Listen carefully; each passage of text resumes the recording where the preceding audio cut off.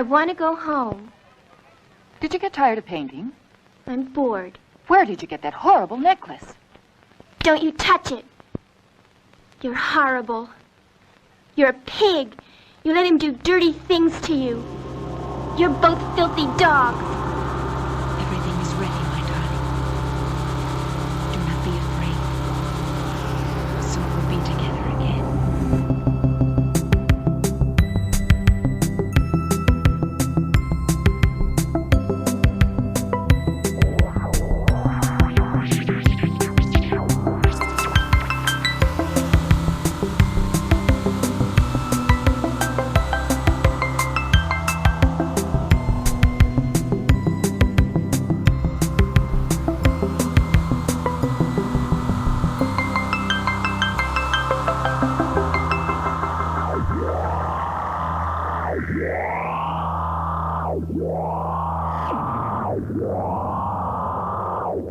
This sandwich tastes as dry as hell. Hello and welcome to Hello, This is the Doom Show. I am Richard. Folks, I am here, demonically charged, and joined by Mark, who is also a demon. Mark, hello. Hello, Richard. How are you? Demon, witch, child. Have ever those three words been spoken together? Have those three words ever been spoken separately? I don't know. I'm doing good. I'm willing to say I'm doing good on this recording. How are you? I'm good. I was going to say that's what my grandmother used to lovingly call me. It's demon witch child. Oh. Yes. My grandma was like, your clothes are too baggy. I was like, I know, it's the style, Grandma. I want to go on a skateboard and break my ankles. That never happened, but I did skateboard pathetically. Spoiler alert, not any kind of spoiler. We're talking about Demon Witch Child from 1975, aka The Possessed, aka La Endemoniada, which is translating, according to Google, to The Demoniac. Wah, wah, wah. And this was written and directed by Amando de Ossorio, which I love that this was 1975 because it's the same year as a few other Exorcist things, but Exorcism with Paul Naschy, directed by Juan Bosch, that is also the same year as this. So quite wonderful year for ripping off William Friedkin and William Peter Blatty. Oh, Richard, okay, I know it's your show, but I'm pretty sure this was first, and The Exorcist copied this. Yes, sure. yes. Yeah, I think it's the other way around. I think Okay. they saw this and they thought, well, we can make a couple bucks. We'll just do our American version of it. Yeah, they were ripping off Abby. They were ripping off Abby. Oh, Abby, yes. See, now that's a movie that should be unbanned from everything. Oh, yeah. Everyone has the same copy of Abby. It's this old, like, VHS rip or like underground, like they filmed it in their freaking basement. They projected it in their basement and then videotaped the wall or something. Like, yeah. Oh, poor Abby. Justice for Abby. That's what we want. I have found a beautiful copy of the VHS tape, the All Seasons VHS. The plot synopsis on the back of said VHS tape. In a small town in Ireland, a young girl becomes the victim of demonic possession after being informed by the priest of a church robbery and disappearances of newborn babies. Police detective Barnes arrests an old lady who is suspected of being a witch. After rigid interrogation, the woman kills herself by jumping out of a window. In revenge, the old woman's spirit takes possession of 9-year-old Susan, daughter of Barnes.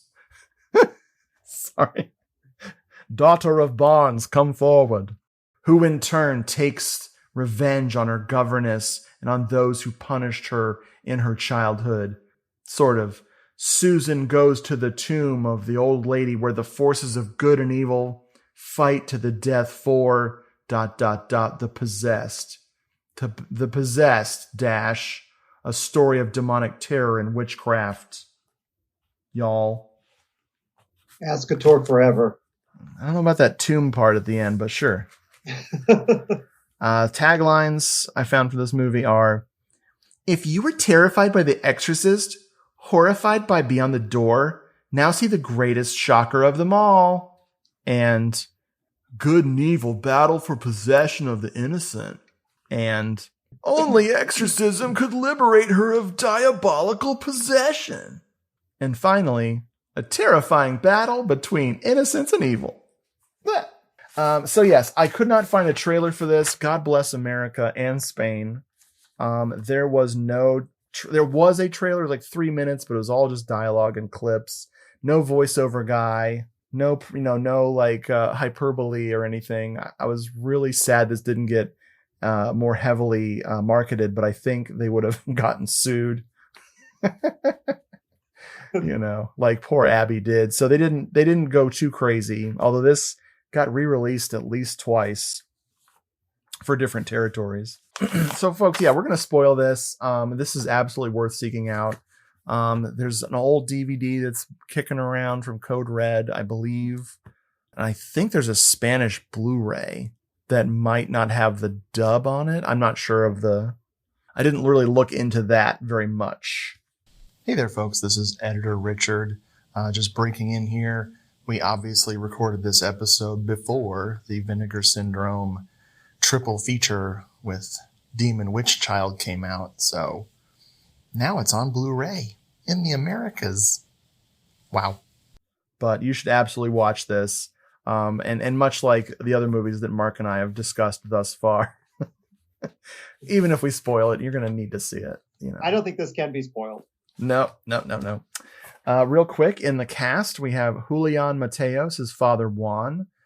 He's going to be our hero of the movie, sort of. The only movie I recognize him from is Cold Eyes of Fear, which is Enzio Castellari, isn't it? Yeah, I think it's his weakest film of his I've seen. I don't dislike Cold Eyes of Fear, but I think the soundtrack by Ennio Morricone and the performance by Frank Wolf, because Frank Wolf is always good, but I don't like that one.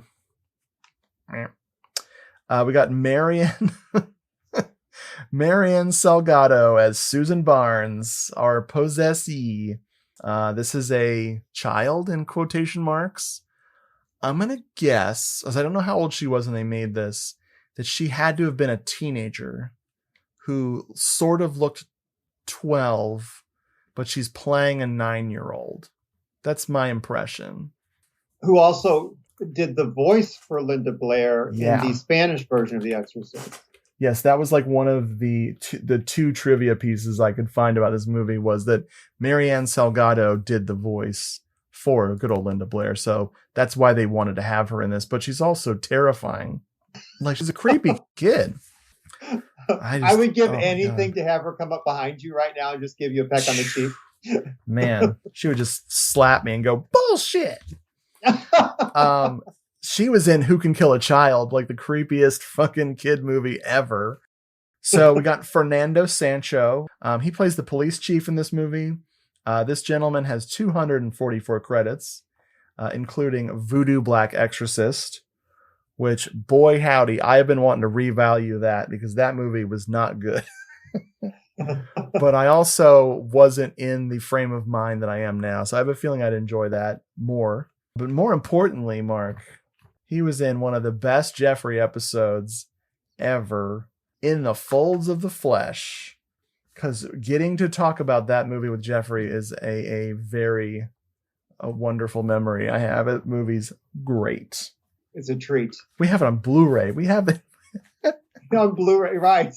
And I know people who are like, I never watched that because I thought it was a porno. I'm like, oh no, it is not a porno. Trust me, you are in for something. Lone Fleming plays Anne Crawford. She is the governess to Miss Susan. Lone Fleming of the Icy Eyes variety. She was in Tombs of the Blind Dead. And It Happened at Nightmare Inn, aka Candle for the Devil, which is a good one. I like it. We got Angel, or Angel de Pozo. He plays Mr. Barnes, or just Barnes in that plot description. He's daddy. He's like some kind of political bigwig, senator or representative of something, blah, blah, blah. He was in Horror Express and Assignment Terror. I was so excited that he was in Horror Express, I wrote it twice. So it's Horror Express, Assignment Terror, and then again, Horror Express. I don't know what I was doing there. Kali Hansa plays Gypsy Witch, which that's what the IMDb, that's what her character's name is. But of course, we'd call her Romani or something. Romani. Kali Hansa, Jess Franco regular. Oh my God. She's like a living statue, that woman. I do like her strategically placed beads. Oh, we got a side boob. Yeah. Incredible. Incredible. Daniel Martin is William Grant. He was the one who's in Devil's Kiss. He was also in Crypt of the Living Dead, aka Hannah, Queen of the Vampires. Now, William's character is very key to this movie. He is the journalist boyfriend of Anne, thank you. Who his fate is not enviable. We'll talk about that. Toda Alaba, she is Mother Gautier. She is the witch in question who's going to pass on her beautiful looks to Susan while she's possessed. Maria Costi is in this as Hester or Esther. She plays the former girlfriend, fiance of Father Juan. She's Miss Subplot. That is one of the greatest subplots in any in any Spanish horror film. She's great. But Maria Costi, Dragonfly for Each Corpse, Night of the Sorcerers, and Vengeance of the Zombies. Oh my God. Two other brief mentions. There's a doctor in this movie who's played by Fernando Hilbeck, who was the really, really cool zombie in Let Sleeping Corpses Lie. And one of the nurses is Montserrat Proust, another Jess Franco regular. So blink and you'll miss her. Whew, that's a lot of people. I was excited. It's a wonderful cast for a great film. It really is. Amando de Ossorio always packs the movies with the Spanish horror legends. I actually love this gentleman's. His, yeah. I only have one bone to pick with him, and that's over the totally pointless rape scene in Tombs of the Blind Dead. I bring this up. Oh yeah, all and the she's time. Just so fine. She's totally let's get a sandwich. Yeah. It's very weird. The American version cuts out the rape scene, and you find out very quickly that nothing changes with or without it. It's so dumb. Yeah, it's very strange. Ugh. Oh well, but hey, that movie is fundamental for my childhood. I wonder who I'd be if I hadn't seen Tombs of the Blind Dead on Elvira's Movie Macabre back in the day, because that is such a joyful, that ending scared me so bad. Oh my God, it's so good. Woo. But yeah, Armando de Ossorio, I mean, it's incredible the stuff that he put out, because you always think you've seen everything he's done, and it's like, nope, there's one more. I love his stuff. Yeah. Or you've seen it and you forgot that he did it. Mm-hmm. Well, I guess later in life he painted the Templar Knights. That's how. Yeah, which is pretty cool. I would love to have one of those paintings. That's awesome. My other bone to pick with him, I guess I have two bones, is the clips. He always used clips from the first Tombs of the Blind Dead movie in all of the other Blind Dead movies. That always irked me. I was like, oh, come on. Well, they can't see it, so they don't know. We never got paid. I can't even afford food. So we're going to go through this plot, and folks, Mark and I think, struggled to not do this entire movie scene by scene. This movie slows down for a minute or two, but it's always coupled with some batshit crazy shit. So we're going to try to summarize this pretty good. Mark, talk about the weirdly broken opening of this movie that apparently is not a mistake in the download. So we have our witch entering a church, and she goes about kind of desecrating it. She throws a little, candles around and everything. And then she eventually ends up with a chalice. And I love that she puts the little prayer candle at the foot of the Virgin Mary, who's standing on the devil, a demon, which oddly the head I thought looked a lot like me, but I don't know about that. But then it repeats all over again with credits this time on it. Same scene. So it's like, am I having a stroke? Is it deja vu, or is it the demon? We don't know. Yeah. Is it the devil at play? Oh, man. Satan wants you to read every name of the cast and crew. It's pretty cool. Now, the witch, I would like to also point out, looks like Riff Raff from the Rocky Horror. There's a light. I'm not sure why. Satan. Yeah, she's like balding. I don't understand. Yeah. Yeah. Anyway. Hey. Yeah. I love this. I wrote that it's sacrilegious, this whole scene. It's pretty cool. She leaves some kind of what looks like a mutant chicken foot to make further blasphemy. It's very amazing. It's like a flash fried chicken leg foot. So immediately we go from this to this doctor character talking to our pal Father Juan. They're talking about this sacrilege. Apparently there's been a kidnapped child, a baby. A baby. And of course, the cop blames women. He literally is like, oh, it's some crazy woman stole it. A woman who can't have a child stole this baby. Then he blames the witches, or a witch in particular, who's Mama Gautier. And they are going to roll up on her trying to just do some business. You know, she's reading some cards for some paying customers. And they roll up and take her away. And they get cursed by Kali Hansa as the young witch. She's slinging curses at him. The police commissioner, he'll pay for this. I swear it. I'll put a curse on all of them. A curse on all of them. And we go to the police station where they bring in the mother of the missing child to plead with this cold-hearted weotch. And it does not work. And they finally convince her, that the witch, that they're going to make her talk with sodium pentothal, which she then proceeds to piece out of life by, you'll never take me alive, you bastards, jumping out the window to her death. Screaming Ascator. Ascator! Yeah. Mm-hmm. Yeah, we're going to talk about Ascator a little bit more. He's a little demon. I just enjoy it so much. Next thing you know, this daughter of Mr. Barnes, this political figure, she is playing in the park, minding her own business with her teddy bear, and she skips to her loo, which I was like, how old is this character supposed to be? Because again, she looks like a 14 to 17-year-old child. They have her dressed up like she's 12, but then she's obviously supposed to be younger with her teddy bear. And Kali Hansa shows up and says, hey, little girl, you want a cool toy? Gives her the least cool toy. That no child would want. Me, I would want that thing. But other than that, no one would want that thing. What is it? What does it look like? Okay, seriously, to Yes. me, it looks like like a sex toy / door wedge to keep a door propped open when you're not using a sex toy. But it may have been fashioned out of feces. With red eyes and horns. That's how they propped open the green door and beyond the green door. No one would want this thing. No one.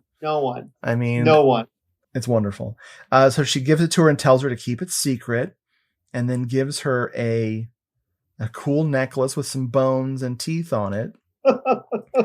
Very fashionable, and tells her, don't tell anyone where you got this necklace. Just say you found it. And here, zip open your Teddy Ruxpin and hide this freaking little demon inside it. And out of the blue, this transforms Susan into little bitchy Susan. She's a potty mouth.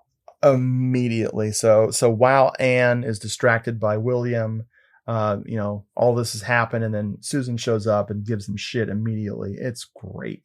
I wrote that little Susan has an adult-sized attitude problem.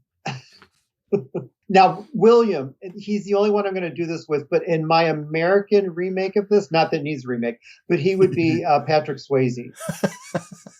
Oh my God. He does kind of look like mutant Patrick Swayze. I like that. Yeah. Especially what happens later. Oh my God. So good. Yeah. So in the hospital, the witch has passed away, and it's time for her to possess Susan. What happens during Susan's possession scene? As far as I can tell, nothing like this has ever been captured on film. Susan's in bed, and the sheets kind of like go down of their own accord. Sure. And I mean, it's a legit levitation scene. I've never seen anything like this on film. I don't know how they accomplished this, but she actually comes up off the bed, blocking her. It looks like a shooting range picture of David Cassidy that comes and goes. And then she comes back down, and then we know for a fact that she's been possessed. But I do not know how they accomplished this. I assume it really was a pact with the devil because I've never seen this in film before. See, David Cassidy in, I believe it was VH1's Behind the Music for the Partridge Family, was such a dick. Like, he came off as such a dick, but I don't know because I don't know him. But I'm like, maybe he's the reason she's possessed. It's not this witch. No, I love that. Yeah, I'm wondering if this ever gets restored, because the copy that's circulating isn't bad at all. It's just really scratched up and very faded, but otherwise it looks good. I'm just wondering if you'll ever see the wires, because man, that is a great levitation scene. So can I say something? I'm raising my hand. Please. Apparently what they did, I don't know where I heard this. If you look at the closet, the doors are too far apart between, and she's actually on a flat thing, and there's sticks like that raise and lower at that. So there's no strings involved. I'm sorry, I ruined the magic of it. But no, that's cool. I love it. I mean, now I'm going to try it. And Satan. It was that and Satan. And I don't want to take away from Lucifer, our Lord and Savior. Yes. It was Amando de Ossorio's his pact with Satan. You know, during all this, we have Kali Hans's side boob ritual, which I will play part of because she says come immediately. She says it really weird. It made me burst out laughing. I love that part. Come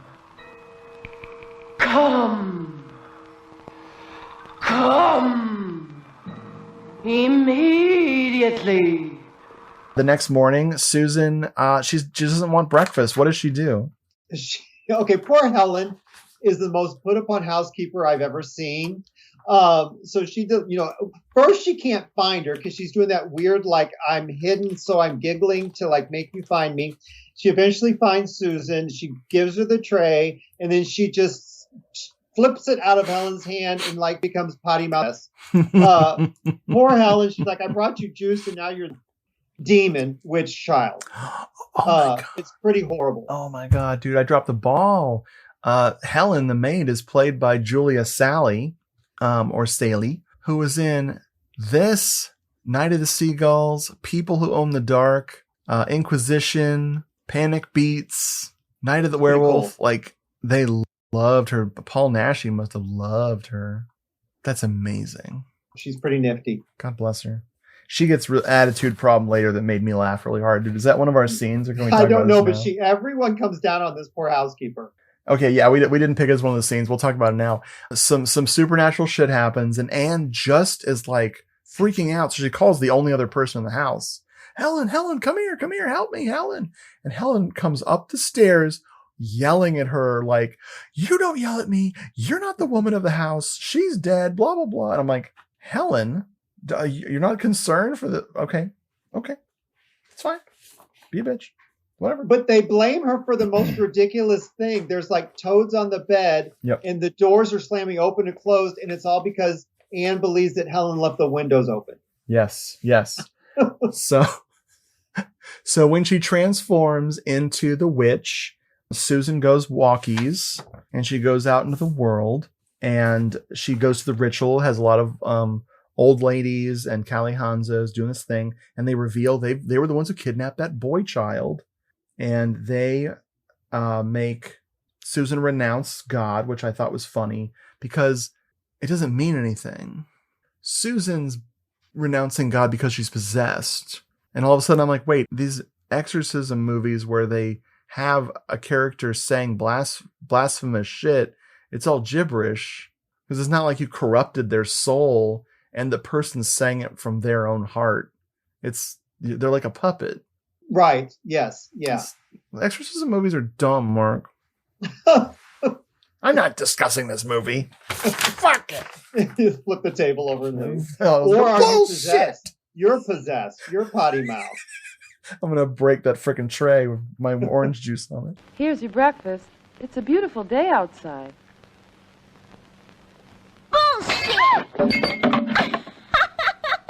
So she kills the baby. They have Susan kill the baby, and then in the shot of the century, like, I think this is like brutal.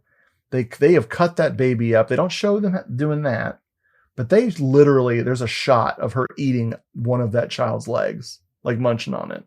It's a split second, but they show it, like, just Susan, like, and my jaw dropped. I'm like, how did I not notice that before? Then I remembered this is the best copy of this movie I've seen. The first time I saw this was on one of those budget compilations where it was like 3/4 VHS rip.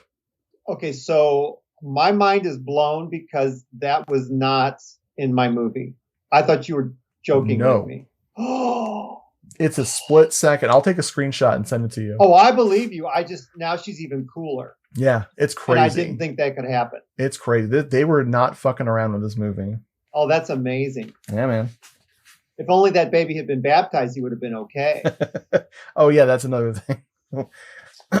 Folks, baptize in the womb. Yeah. Baptize during conception. Thank you, lackadaisical parents.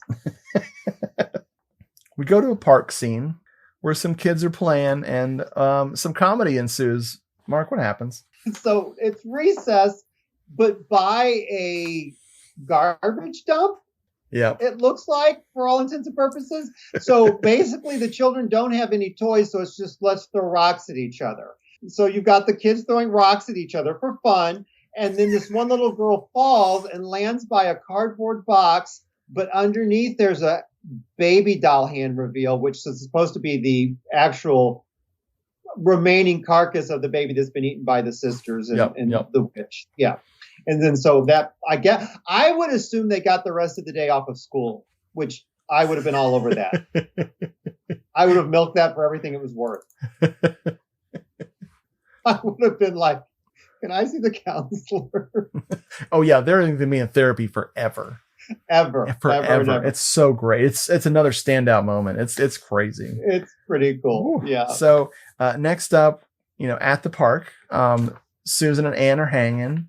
And of course, Susan's being an asshole. But then they run into Father Juan, and more amazing shit happens. Mark, tell me about it. Well, okay, so now Anne they don't know she's possessed, but Anne has already made note that there's been a drastic change in Susan's personality. So Absolutely. It's not like this is, okay. So they pass Father Juan, just chilling on the park bench, and already Susan's being kind of snippy and uppity. And then, Anne makes excuses and they head off. All of a sudden, Susan's like, I want to go back and talk to the priest by myself. So like a moron, Anne, the governess, allows this to happen. So Susan, leaves Anne alone and goes back to Father Juan. And then she starts questioning about, like, you're a priest, but do you have things like other men have? And he's like, what do you mean? And I'm like, does she need to draw you a picture? And she's like, and he's like, do you mean like sexual things? She's like, yes. And he's like, yeah. He's like, well, we do. And she's like, well, then do you use them? And he's like, no, you're asking too many questions. And, she's like, well, if you don't use them, either what'd she say? Either you're a goddamn queer or impotent. And then the governess comes up and she's like, what's going on? And I'm like, you, ma'am, are an idiot. Yep. And Juan, Father Juan, bless his heart, is shaken. He's like, that kid's fucked up. Yeah, she's a mess. Yeah, but I say, oh my God, a lot of this rests on Anne's incompetent shoulders. She's not a good governess. Not at all. Oh my God. There's a great moment at the newspaper where William is talking to his boss, and his boss is like, let me read what you're writing. You can't talk about these blame the police for their incompetence with this baby murder and all this stuff. What are you, crazy? And William's like, if you won't print it, I'll find somewhere else who'll print it. He was like, okay, fine, we'll print it. And print pictures of that dead baby and show the wounds. Unreal. Unreal. So apparently it was the Spanish National Enquirer he worked for? Yes, absolutely. Absolutely. Now, can I say something really quick? Yes, go for it. So we also got a flashback that Juan was involved before he entered the priesthood with Esther. Yep. A hot blonde who was very upset by him leaving her. And he chose, the priesthood over her. But I do like that he walked away with his tight riding pants on. So she got that last view of his ass as he left her. He's like, this is what you're missing out on, Esther. Okay, so first things first, he tells her, I've cheated on you with, yes. with God. And she's like, whoa. And then as he's walking away and we're looking at his buns, Leota's like, is he like the flattest butt man in Spain? And I was like, oh, rude. How dare you, Leota? It was funny. He became a lover of Christ. Hey, who isn't? So thank you for catching. I was going to miss that. We talk about good old Hester later. I'm glad you set it up for us here. No worries. That's what I'm here for. The villagers are displeased with the baby eating.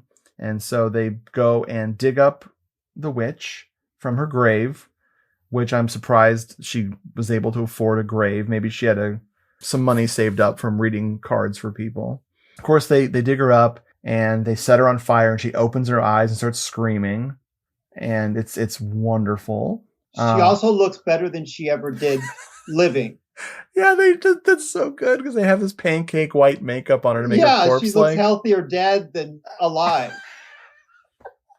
That's good. I like that. But of course, this does not solve anything. In fact, Susan has some new moves. You want to talk about Susan's amazing dance moves? Okay, so we all know in the ripoff, William Peter Blatty's The Exorcist, there was that spider walk that was cut. Well, forget that because we've got the Susan Slither, where she's just almost like emulating a Swifter, and she's just cleaning the floor as she goes along. Yep. The Susan Slither, patent pending. Yeah, and then she stands up, and I think she's playing with her necklace and kicking her foot, but then her head rotates all the way around 360. Her entire torso seems to turn, or is it just her head? It's just her head. But so the way they've achieved it, though, her lower, from her hips down, is disproportionately larger than the rest of her. So it's very jarring. The whole thing is really odd. And I don't know why this happened, because did anyone else see this? No. Yeah, I think she just did this on her own in a room. Yeah. She locks herself in a room. And I think it's so that it keeps, because the whole debate is that she's mentally unwell, that it's not supernatural, that she's just having mental problems. The funniest thing here is that the doctor talks with Mr. Barnes, about Susan speaking to him in tongues and speaking different languages and historical events. She's too young to know about all this stuff. And Barnes kind of intimates that his daughter's a dum-dum. He's like, an idiot, basically.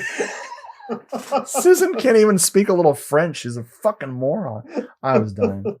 So funny. Show and tell time. Another teddy bear? My teddy's name is Teddy Ruxpin. He talks, he tells stories, Four batteries not included. Hi, my name is Teddy Ruxpin. Can you and I be friends? Yeah. I really enjoy talking to people. I would like you. Teddy Ruxpin, the storytelling bear, comes with illustrated book and cassette from Worlds of Wonder. So very quickly, I would like to interject that Please. If she is suffering any kind of mental instability, it's that wallpaper in her bedroom. Whoa. It is intrusive is the word I would use to describe that wallpaper. I hate it. It's crazy. It's bizarre, and it's everywhere. It's these flowers upon flowers, and it's big, and then there's walls where it's the same pattern but small. It's, yeah.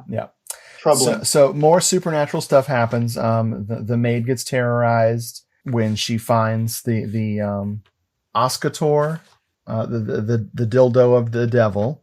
And then we cut to to Father Juan. He's being called to go and save a woman who's apparently this loose woman that's like just drank an entire bottle of gin or something and then called for a priest.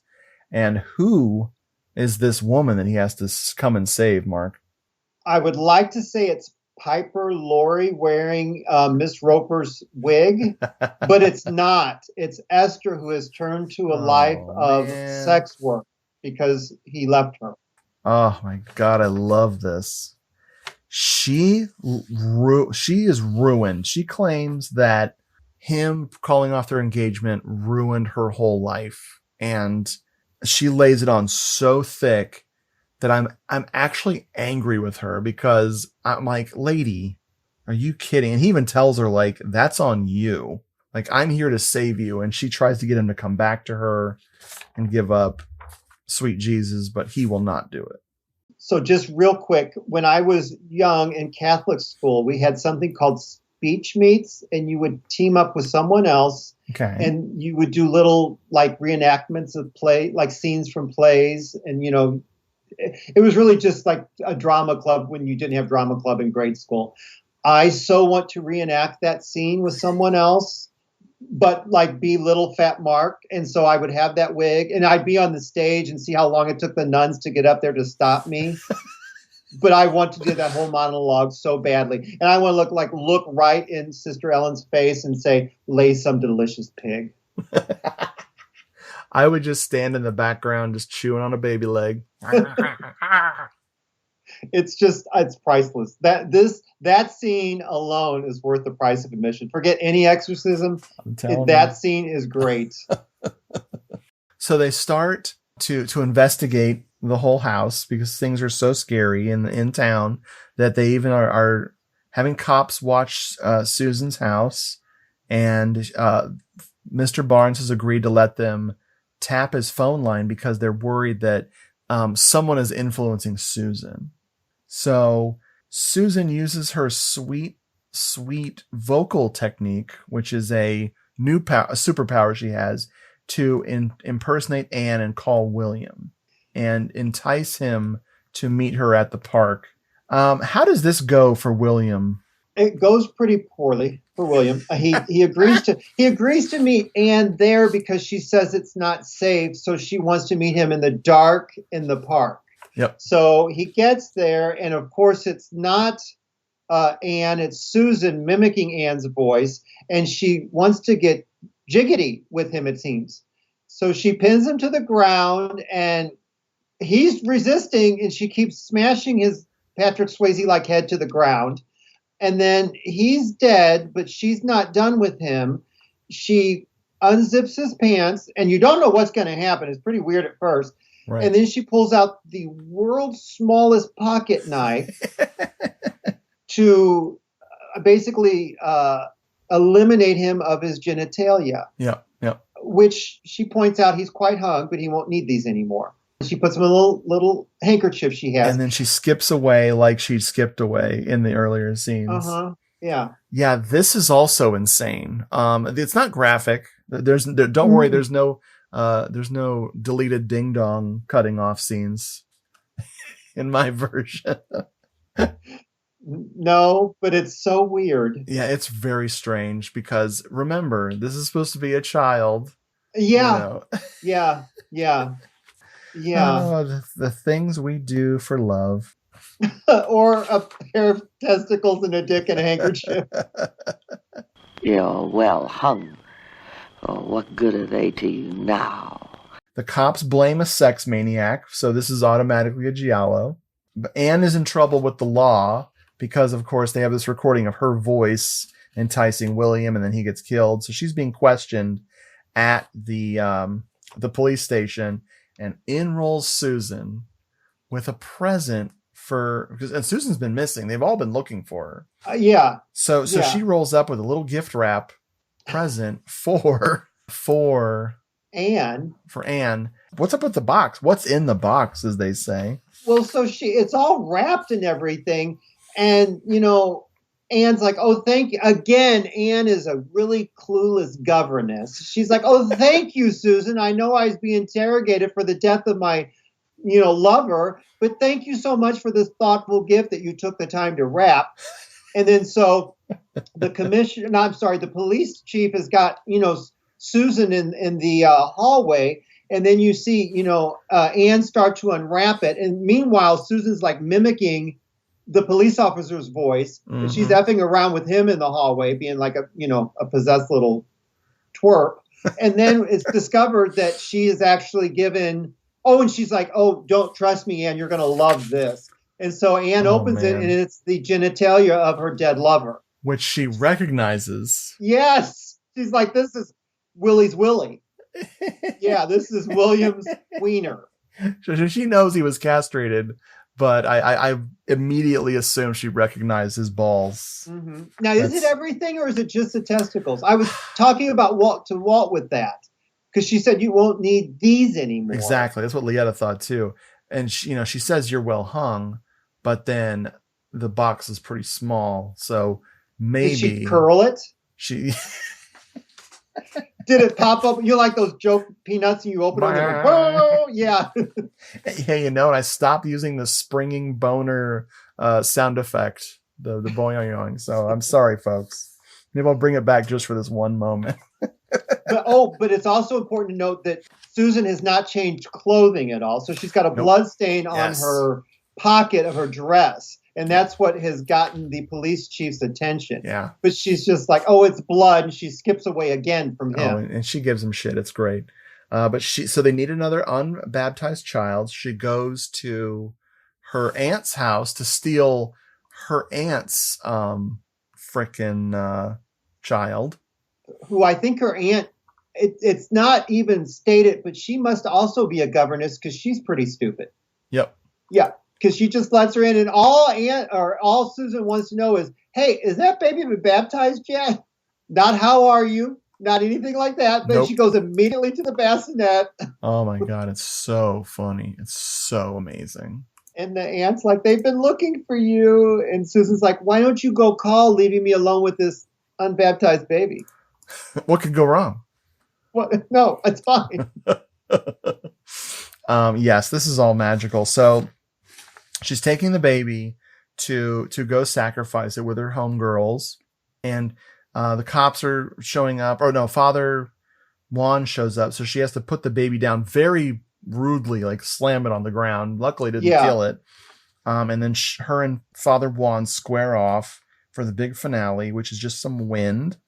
My favorite thing with this whole wrap up is the cops shoot Kali Hans's character.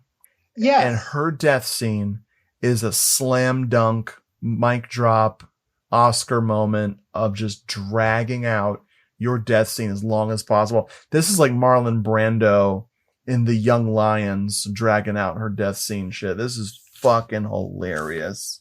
I love it so much. I was thinking Daryl Hannah as Pris in Blade Runner. Oh my God, yes. Just like throwing a little hissy fit on the ground. I love it. I loved it so much. Yeah. Whew. So yeah, Juan versus Susan.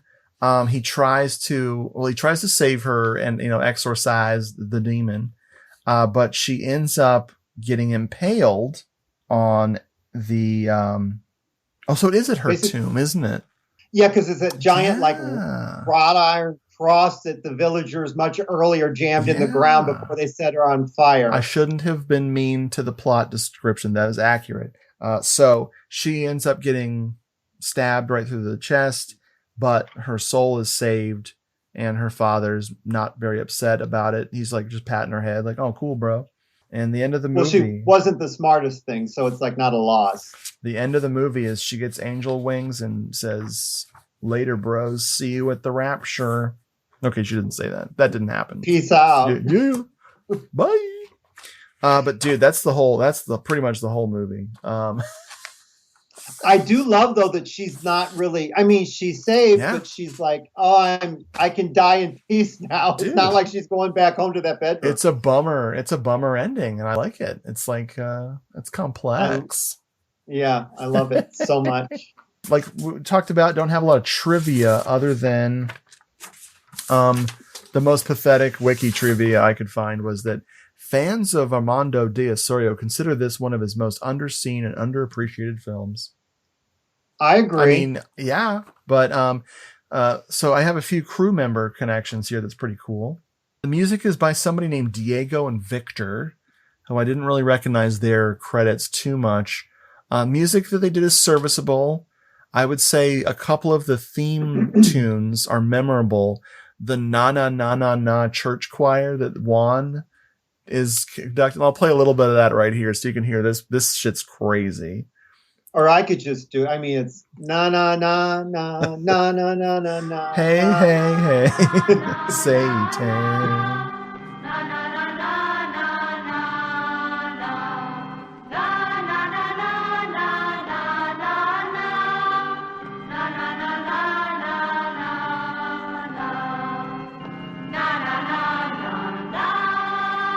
The music's okay.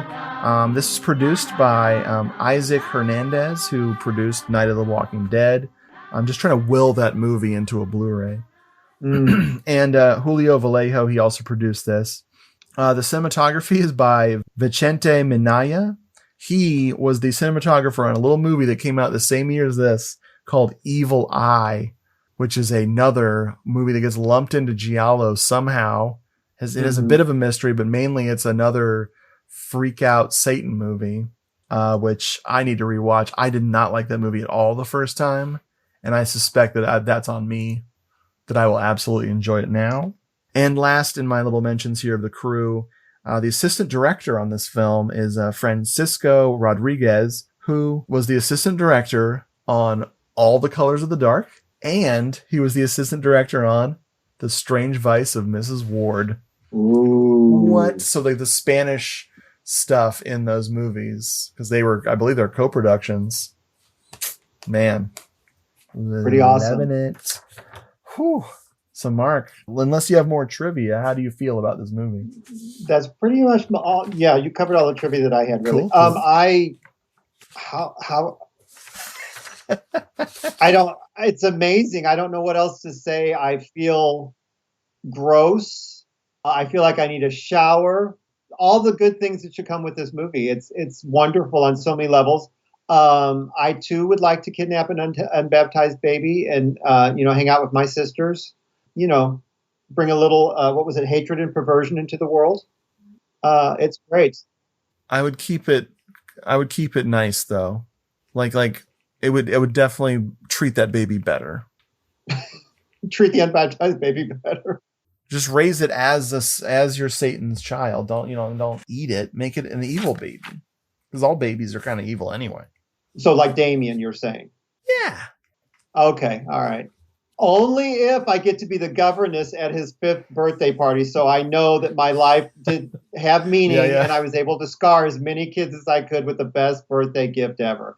Because nothing will top that. I would love to know the age of people who've seen that movie, that watched it as a kid. How old was everybody? Because that movie came out the year I was born, so I got to see it real young when it played on TV. So yeah, I saw mine on TV too. Oh my God, I must have been like 5 or something when I saw it. Very confusing. Holly Palance is the coolest. Yep. But yeah, I was so glad you picked this. This is a movie I hadn't thought about in a very long time. I watched that bootleg I was telling you about, and that I recorded that in my Anything But the Exorcist Movie-thon, which is in Doomed Movie-thon the book, available at Amazon.com. Pick it up, folks. Pick it up. I didn't talk too much about. I talked a little bit about how crazy the movie is, but I definitely talked about how much I enjoyed it, and I enjoyed it even more this time. And yes, the pacing can't keep up with the craziness, but it's really, you won't care. You will not care. You also probably aren't taking pages of notes while you're watching. I always forget that note taking during a film can affect your enjoyment when you're trying to get everything. So yeah. See, I take note. I always watch it once to take notes, and I watch it the night before we record just to watch it. That's dedication. I love it. I appreciate that. So if you love rude kid comedy, this is your movie. It's very funny. She's being an asshole in Susan's voice, or she's being an asshole in the witch's voice. It's all great. The little kid playing Susan is so strange. I can't get over it. Bless her heart. This is tacky and wacky. All of the special effects are wonderfully insane. The baby sacrifice is I've never seen anything quite like it. It's to die for. With a rattle in your hand. Right. The melodrama is awesome. The whole melodramatic subplot with Juan and Hester is great. You know, I want just that in a movie. That's its own movie. Like there was probably a movie just like that from Spain that came out like the same time. The dubbing is awesome. And I think this was all meant to be serious. I think because of the violence, maybe Amando de Ossorio didn't intend this to be a campy cult classic. No, I agree with you. 100% on that. Yeah. It has enough beats of it. I mean, yes, it is a ripoff of The Exorcist, but it has enough beats of its own that are very different in a lot of ways. Yeah. That it's very original in and of itself. I've seen a lot of Exorcist ripoffs, and of the 70s variety and into the early 80s, and they all kind of have a little something. There's always the passion behind it, because I think they were feeling like they were getting away with something, and a lot of these filmmakers were trying to say something specific against the church, and they really wanted to stick it to the church, or they were just money hungry, whatever's. But either way, coming up pretty soon, Dirk from Subjective Perspective, he and I are going to talk about The Antichrist with awesome, with good old Ida Vallee is in that, and Mel Ferrer. Yes. Yeah, I'm excited to revisit that. I'm very excited. Lover put that out just recently. Yes, I upgraded. I had to upgrade. That's one of my favorites. Do priests have the same thing as other men? What are you referring to? To sex. Who's been talking to you of these things? You must answer me. Do they have it or not? We're the same as other men. So you've all got girlfriends, haven't you? But you mustn't speak like that. You don't want to answer. These are things you learn about, Susan. We have to learn to repress our desires. You as well? Yes. Then you're either a goddamn queer or impotent. Mark, before we go, what is a recently seen and loved film? It can be something you watched recently that you... No, wait. It's in the title. It can... It can be an old favorite that you rewatched for funsies, or it could be a first-time watch. What do you got? So, and this has nothing, like, it doesn't matter what movie we would have done, I would still pick this one. But it lines up kind of well with this. It's Late Night with the Devil. It came out 2023. Two directors, Cameron and Colin Carnes, I think. It's Australian.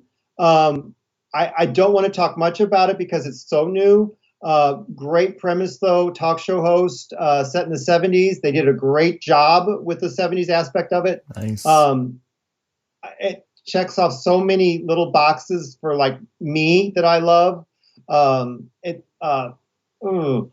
It's just great. Like if you are into the 70s or you grew up in the 70s, because I was a kid of the 70s, teenager in the 80s. I was familiar with this kind of stuff, like the mediums on television and the whole like Michelle Remembers and the Satanic Panic and everything. It's all kind of in this. It's really well done. It's super cool. I hate slow burn, that word slow burn. It kind of takes a little bit to pick up, but it's not bad at all. Like I enjoy it so much. I highly recommend it to everybody. I've been telling everybody that I can get to listen to me and not walk away to watch this, which is a lot of people walk away. I am dying to see it because so right when it hit theaters, I bought a ticket to see it and I was so depressed that I didn't leave the house. But I didn't ask for my money back. I did not get a refund. I let it ride. I was like, my penance for not going out is they get to keep that money. So I've supported that film and I haven't even seen it yet. Oh, boy. I wonder how it would play out on a big screen, because I actually liked seeing it on a small screen because it's supposed to be like a late night television show. I hadn't thought of that. Nice. So I just wonder. Yeah, but I really want to talk to you after you've seen it and get your feeling on it. Yeah. I mean, it was probably on the small screen of the theater because, you know, by the time I go see a movie, it's never on the biggest screen. It's always relegated to those like little weird ones in the corner. Right. Where they just give you a viewer box and you put your eyes to it. Just hand me a freaking tablet. Here you go, asshole. That's like when I finally went and saw, oh God, what was that movie? Bring It On? Barbarian. Oh, Barbarian. The sequel to Bring It On. Barbarian. When I saw that was on the smaller screen in the theater, and I think that actually helped because that was a very claustrophobic movie experience. Sometimes that really does make a difference how you see them. I'm a firm believer of that. So the movie I brought to the table, I was trying to think of what in the world, because I've been doing a lot of TV lately again, and I did watch something called Blade Runner 2049. It's not to be confused with Lucio Fulci's Gladiators of 2072 or whatever. But I'm a big Blade Runner nerd. My dad and we bonded over that movie when I was a kid, and then he was like, "Okay, stop watching it," and I said, "No," because I freaking love Blade Runner. Of course, I've read the source material. And then I've read the big, long book, which just had an updated edition when 2049 came out, the making of Blade Runner, it was already a very long book to begin with, and now it's even longer with the production stuff about Blade Runner 2049. It's just one of those movies that for a sequel to have worked in our day and age with incorporating elements from the first one and not screwing them up is just a miracle. I'm sure a lot of people it doesn't work for. I know there's a whole like contingent of people who don't like Blade Runner, which is fine. But this one is just like, music is incredible. Andy McDowell as the replicant. No, I just made that part up. I don't know. Wait, I missed that part. I'm like, well, I've always suspected Andy McDowell was a replicant, so you just proved my theory. I'm kidding. It was Roddy McDowell as the replicant. But anyway, man, Mark, this was a great time. Thank you for hanging out, dude. Oh, I enjoy every single time we talk. We'll work on that. Yep, I have a blast. So thank you again and again and again. Hell yeah. From the bottom of my dark heart. Yes. I'll make sure that it gets shittier every time. Folks, thanks for listening. Take care. Take care of your demon witch children. Give them love and unbaptized babies. Yeah. And ask them where they got that frickin' necklace. It looks like it would smell.